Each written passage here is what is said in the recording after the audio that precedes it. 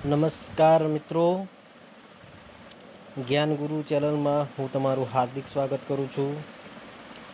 કંડક્ટરની જે લોકો તૈયારી કરી રહ્યા છે એમાં તમે સિલેબસમાં જોયું છે કે રોડ સેફટી 10 ગુણમાં ફાળવવામાં આવેલી છે. તો મિત્રો આજે આપણે એક એવો લેક્ચર લઈને આવ્યા છીએ કે જેમાં રોડ સેફટીના કેટલાક મહત્ત્વના પ્રશ્નો છે, થિયરી સાથે છે અને એની સમજણ પણ આજે આપણે લઈશું. તો વધારે ટાઈમ ન બગાડતા આપણે ટૉપિકને સ્ટાર્ટ કરીએ છીએ. તો અહીંયા પ્રાથમિક માહિતીમાં તમને માર્ગ સલામતી અને તેની નીતિ અને એની કમિટીઓ એ વિશે આપણે આજે માહિતી લઈશું. મિત્રો અહીંયા પહેલાં મુખ્ય વિષય વસ્તુ શું છે, આપણે ભણવાનું શું છે, શેની માહિતી લેવાની છે, એની બેઝિક માહિતી આપણે લઈ લઈએ. તો અહીંયા નેશનલ રોડ સેફટી પોલિસી એક આપણા માટે ઇમ્પોર્ટન્ટ રહેશે. બીજી વસ્તુ છે કે સુપ્રીમ કોર્ટ કમિટી, અને ત્રીજી વસ્તુ છે ગુજરાત રોડ સેફટી પોલિસી. મિત્રો આની અંદર આપણે ડીપમાં નહીં ભણીએ કારણ કે આપણે કંડક્ટરની તૈયારી કરીએ છીએ. આપણે આરટીઓ કોઈ અધિકારીની તૈયારી કરતા હોઈએ તો થોડું ડીપમાં જવું જરૂરી છે. પણ મિત્રો ક્યાંક ને ક્યાંક અહીંયા ગુજરાત રોડ સેફટી ડાયરેક્ટ તમને જોવા નહીં મળે, ક્યાંક ને ક્યાંક એની સાથે સુપ્રીમ કોર્ટ પણ સંકળાયેલી છે. કેવું છે, અમુક કેસો ચાલતા હોય એના આધારે સુપ્રીમ કોર્ટ શું કરે, અમુક ચુકાદાઓ આપે અને ચુકાદાઓને આધીન સ્ટેટ વાઇઝ શું થતું હોય છે, તો રોડ સેફટી પોલિસી તૈયાર થતી હોય છે અને એ જ રીતે નેશનલ રોડ સેફટી પોલિસી તૈયાર થતી હોય છે. તો મિત્રો મેન ફોકસ આપણું શું છે, તો મેન ફોકસ આપણું 3 બાબતો છે: national road safety policy, supreme court committee અને ગુજરાત રોડ સેફટી પોલિસી. તો નેશનલ રોડ સેફટી પોલિસી કોણ તૈયાર કરશે, તો કેન્દ્ર સરકાર દ્વારા રોડ સેફટી કમિટી પોલિસીની મંજૂરી અને નેશનલ રોડ સેફટી બોર્ડની સ્થાપના અને સંગઠન, આ બધી બાબતો કેન્દ્ર સરકાર દ્વારા થશે. સુપ્રીમ કોર્ટ સમિતિની વસ્તુ આખી અલગ જ છે. જો કે એ જે પણ ગાઈડલાઈન આવશે તે આપણે ફોલો પણ કરવાની છે અને આપણે ફરજ પણ બજાવવાની છે. સર્વોચ્ચ ન્યાયાલય દ્વારા રોડ સેફટી માટે ગઠિત કમિટીઓ તૈયાર કરવામાં આવશે અને તેના પ્રથમ અને વર્તમાન હોદ્દેદારો તથા જે સભ્યો હતા એની પણ આપણે માહિતી લઈશું. અને ગુજરાત રોડ સેફટી પોલિસી જે છે એ 2016-17ની પોલિસી, રાજ્ય રોડ સેફટી પરિષદ અને વાર્ષિક રોડ સેફટી એવોર્ડ જે અપાય છે એની પણ આપણે ચર્ચા કરીશું. તો આ હતું આપણું ઓવરવ્યૂ. સૌ પ્રથમ આપણે વાત કરવી છે નેશનલ રોડ સેફટી પોલિસી. તો નેશનલ રોડ સેફટી પોલિસી જે છે, ઓકે, તો 2005ની અંદર, બરાબર, 2005માં કમિટીની રચના કરવામાં આવી. શું થયું હતું એ ટાઈમે, તો ભારત સરકાર દ્વારા એસ સુંદરની અધ્યક્ષતા હેઠળ રોડ સેફટી અને ટ્રાફિક મેનેજમેન્ટ માટે કમિટી બનાવાઈ. તો ભારત સરકારે શું કર્યું, એક કમિટી બનાવી જેની અંદર એક અધ્યક્ષ રાખ્યા. કોણ હતા, એસ સુંદર. તો એના એસ સુંદરની અધ્યક્ષતા હેઠળ શું કર્યું, કમિટી એમને તૈયાર કરી. પછી સમય વીત્યો. ફેબ્રુઆરી 2007ની અંદર શું થયું, કમિટીએ પોતાનો અહેવાલ ભારત સરકારને શું કર્યો, સુપરત કર્યો અને ડ્રાફ્ટ પોલિસીનું સૂચન કર્યું. બરાબર, 2005ની અંદર એસ સુંદર એમની અધ્યક્ષતામાં શું કર્યું, કમિટી તૈયાર કરી. સમય વીતે છે, બરાબર, ચર્ચા વિચારણાઓ થતી હોય છે. એના પછી 2007ની અંદર, ફેબ્રુઆરી 2007ની અંદર શું કરે છે, કમિટીએ પોતાનો જે અહેવાલ તૈયાર કર્યો એ ફરી સરકારને શું કરે છે, સુપરત કરે છે અને કે ડ્રાફ્ટ પોલિસીનું સૂચન કર્યું. 15 માર્ચ 2010 એ વખતે હવે શું થાય છે, તો કેન્દ્રીય મંત્રીમંડળ કમિટીએ શું કર્યું, ડ્રાફ્ટ તૈયાર કર્યો, સુપરત કર્યો સરકારને. હવે એના ઉપર કેન્દ્રીય મંત્રીમંડળ જે હોય છે એ નેશનલ રોડ સેફટી પોલિસીને શું કરે છે, મંજૂરી આપે છે. તો મિત્રો આ જે તારીખો છે એ તારીખો આપણા માટે બહુ ઇમ્પોર્ટન્ટ છે. એક છે 2005, ફેબ્રુઆરી 2007 અને 15 માર્ચ 2010. આ 3 તારીખો બહુ ઇમ્પોર્ટન્ટ છે, પરીક્ષામાં પૂછાઈ શકે છે, તો આપણે આ ધ્યાનમાં રાખવાનું છે. હવે આનો ઉદ્દેશ શું હતો? તો નવો ટેકનોલોજી અપનાવી માર્ગ સલામતી પ્રોત્સાહિત કરવી તથા ટ્રાફિક અને મોટર વાહનોના નિયમોનું કડક પાલન કરાવવું. તો નવી કોઈ પણ ટેકનોલોજી આવે છે, બરાબર, તો એનાથી શું કરવું? લોકોને પ્રોત્સાહિત કરવા, એ વિશે માહિતગાર કરવા તથા ટ્રાફિક અને મોટર વાહનોના જે નિયમો છે એનું કડક પાલન કરાવવું. તો આ એના મુખ્ય ઉદ્દેશ હતા. આ સ્લાઇડની અંદર મિત્રો જે મેં હાઇલાઇટ કરી છે એ તારીખ અને એના જે પોઈન્ટ છે એ સમજીને યાદ રાખવું જરૂરી છે, બરાબર. 2005 તમે સાલ યાદ રાખી, પણ 2005માં શું થયું? તો ભાઈ ભારત સરકારે એક કમિટી તૈયાર કરી. એ કમિટીની અંદર એક એસ સુંદર કરીને અધ્યક્ષ રાખ્યા, બરાબર.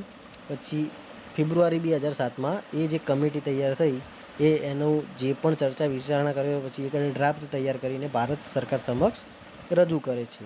અને 15 માર્ચ 2010માં કેવું થાય છે કે કેન્દ્રીય જે મંત્રીમંડળ છે એ આ જે પણ નીતિ તૈયાર કરી છે એ રોડ સેફ્ટી પોલિસીને શું કરે છે? મંજૂરી આપે છે.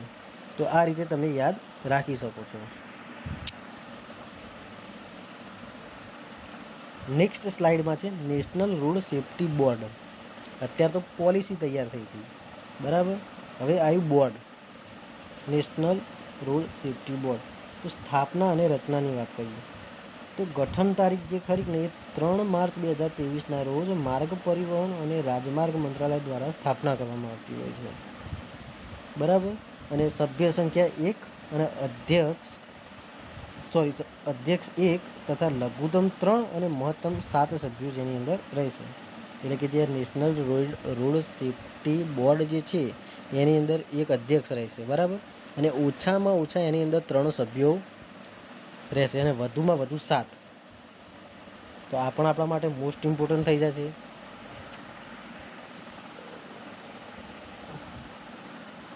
ઓકે, તો મિત્રો જુઓ, જે નેશનલ રોડ સેફ્ટી બોર્ડ છે, બરાબર. નેશનલ રોડ સેફ્ટી બોર્ડ છે એની અંદર અધ્યક્ષ કેટલા હશે? તો 1 હશે. એની અંદર લઘુત્તમ કેટલા હશે? 3. એટલે ઓછામાં ઓછા 3 તો આવવા જ જોઈએ. અને વધુમાં વધુ કેટલા હશે? 7.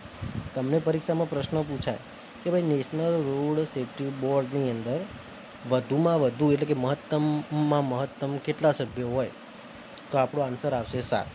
ઓછામાં ઓછા પૂછે તો 3 અને અધ્યક્ષ તો 1 જ હોવાનું, બરાબર. એટલે આ વસ્તુ આપણા માટે ઇમ્પોર્ટન્ટ થઈ જશે.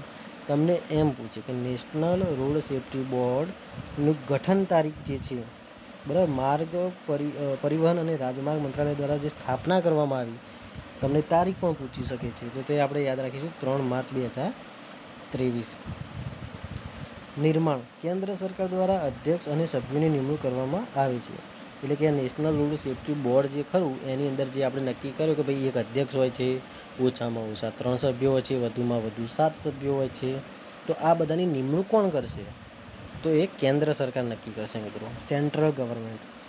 પ્રથમ હવે આ ઠીક છે કે ભાઈ બધી રચના થઈ ગઈ, એની અંદર આપણે અધ્યક્ષ બનાવ્યા, સભ્યો રાખ્યા અંદર. તો એની અંદર આપણે કેટલીક માહિતી બેઝિક વસ્તુ યાદ રાખવા જેવી છે, બરાબર, કે જે પરીક્ષા માટે ખાસ ઇમ્પોર્ટન્ટ છે. તમને પૂછી લે કે ભાઈ પ્રથમ અધ્યક્ષ કોણ? બરાબર, તો પ્રથમ અધ્યક્ષ આવશે યુપીસી. તમને એમ પૂછે કે મુખ્ય મથક ક્યાં આવેલું છે આનું? તો નેશનલ રોડ સેફ્ટી નેશનલ લેવલની વાત છે તો ઓબ્વિયસલી ક્યાં આવવાનું? નવી દિલ્હી ખાતે આવશે. અને બેઠક નિયમ, તો બોર્ડની બેઠક મહિનામાં ઓછામાં ઓછી 1 વાર યોજાવી આવશ્યક છે. એટલે નેશનલ રોડ સેફ્ટી બોર્ડ જે ખરું એની બેઠક મહિનામાં 1 વાર તો યોજાવી જ જોઈએ, આ ફરજિયાત. પરીક્ષા માટે મોસ્ટ ઇમ્પોર્ટન્ટ પ્રશ્ન છે. તમને સવાલ પૂછી નાખે કે નેશનલ રોડ સેફ્ટી બોર્ડની જે બેઠક છે એ મહિનામાં કેટલી વાર મળવી જોઈએ? તો 1 વાર તો મળવી જ જોઈએ, બરાબર. તો આ રીતે તમને પ્રશ્ન પૂછાઈ શકે છે. અને આ પણ વસ્તુ યાદ રાખજો, આ 3 ડેટા તમારા માટે ખાસ ઇમ્પોર્ટન્ટ છે કે પ્રથમ અધ્યક્ષ તો યુપીસી આવશે, મુખ્ય મથક એનું નવી દિલ્હી ખાતે. એ તો જો કે આવડે એવો પ્રશ્ન છે. અને બોર્ડની જે બેઠક છે મહિનામાં 1 વાર મળવી જોઈએ. સર્વોચ્ચ ન્યાયાલયની કમિટી, સર્વોચ્ચ ન્યાયાલય એટલે કે સુપ્રીમ કોર્ટ. સુપ્રીમ કોર્ટે જે કમિટી તૈયાર કરી કારણ કે કોર્ટ પણ શું કરે છે, અમુક ટાઈમે શું થાય છે કે રોડને લગતા કોઈ અકસ્માત કોઈ પણ એવા કેસીસ બને છે કે જેની અંદર આ રોડ સેફટીનો ઇન્વોલ્વ થતું હોય, તો ક્યારેક કેસ જે ખરા કે નહીં એ સુપ્રીમ કોર્ટ સુધી પહોંચી જતા હોય છે અને એના પર ચર્ચા વિચારણા થયા બાદ સુપ્રીમ કોર્ટ પોતાનું જજમેન્ટ આપે છે. આ નેશનલ જે ખરું નેશનલ રોડ સેફટી બોર્ડ એ તો તમને શું કરશે, ગાઈડલાઈન આપશે જ, પણ ક્યારેક અમુક કેસ સુપ્રીમ કોર્ટમાં જાય છે, તો સુપ્રીમ કોર્ટવાળા પણ અમુક ગાઈડલાઈનો ફોલો કરવાનું કહે છે. તો એને લગતી આ માહિતી છે. તો સર્વોચ્ચ ન્યાયાલયની કમિટી તૈયાર કરવામાં આવી છે. તો એ કમિટી જે પણ ભલામણ આપશે એ આપણે શું કરવાની હોય છે, ફોલો કરવાની હોય છે. તો અહીંયા ગઠન તારીખ જે ખરી એ 22 એપ્રિલ 2014ના રોજ સ્થાપના થયેલી હતી. બરાબર, 22 એપ્રિલ 2014ના રોજ સ્થાપના થયેલી છે. એના પ્રથમ અધ્યક્ષ કોણ હતા, તો જસ્ટિસ કે.એસ. રાધાકૃષ્ણન હતા. અને પ્રથમ સેક્રેટરી કોણ હતા, તો એસ.ડી. બંગા. અને સભ્યો એસ. સુંદર અને નિશી મિત્તલ સભ્યો હતા. એટલે અહીંયા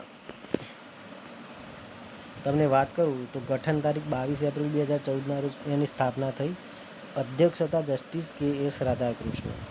હવે એની અંદર પ્રથમ સેક્રેટરી કોણ, તો એસ.ડી. બંગા. અને સભ્યો 2 જણા હતા, એસ. સુંદર અને નિશી મિત્તલ. ઓગસ્ટ 2023ની સ્થિતિએ ચેરમેન જસ્ટિસ અભય મનોહર સપ્રે હતા. સેક્રેટરી હતા સંજય મિત્તલ. અને સભ્યો હતા સંજય મિત્રા અને ડૉક્ટર નિશી મિત્તલ. આ 2023ની વાત છે. આ જ્યારે શરૂઆત 2014માં સ્થાપના થઈ, બરાબર, અહીંયા હું તમને બતાડું.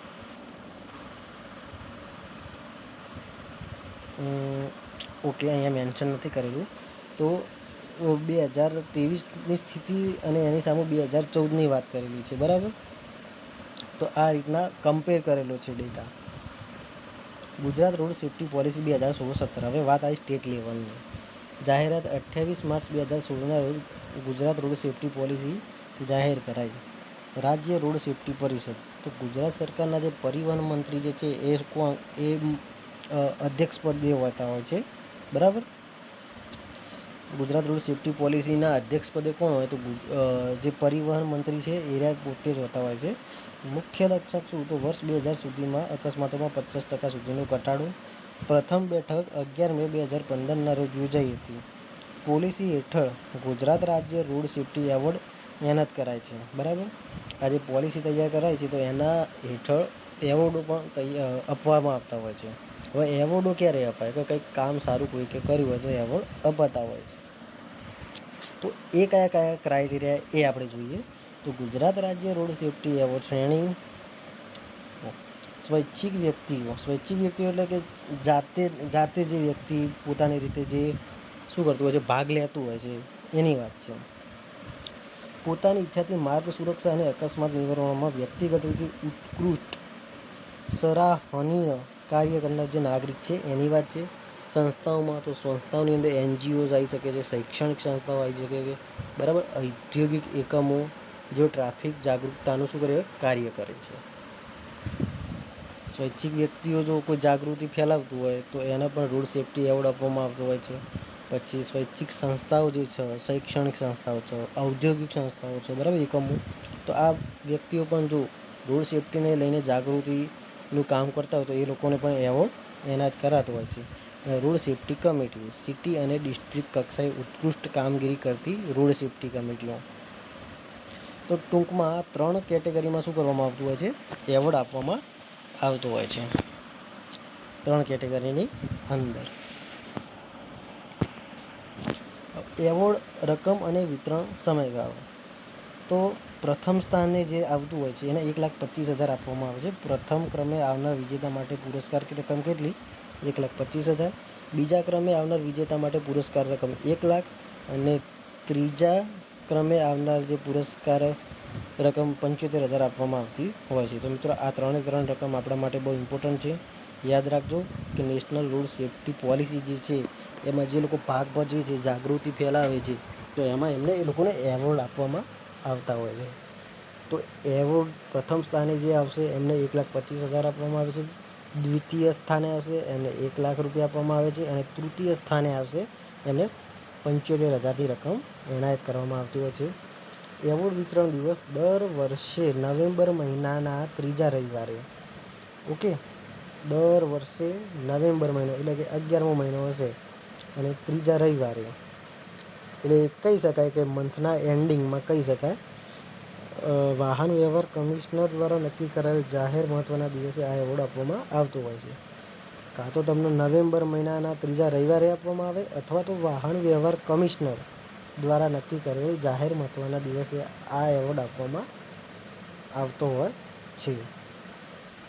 તો અહીંયા આપણું સેશન ક્લિયર થાય છે. બધા જ પ્રશ્નો મોસ્ટ ઇમ્પોર્ટન્ટ હતા. ક્યાંક લખી દેજો અને પાકા કરી દેજો, કારણ કે આ બેઝિક ડેટા હતો. આ ડેટા તમારે યાદ રાખતા હોય તો યાદ રાખો, ગોખવાની જરૂર પડે તો ગોખી નાખો, કારણ કે મોસ્ટ ઇમ્પોર્ટન્ટ પ્રશ્નો છે, પરીક્ષામાં પૂછવા લાયક પ્રશ્નો છે કે જે તમને કામમાં લાગે. તો અહીં સુધી આપણું સેશન છે. વિડીયો જોવા બદલ તમારો ખૂબ ખૂબ આભાર.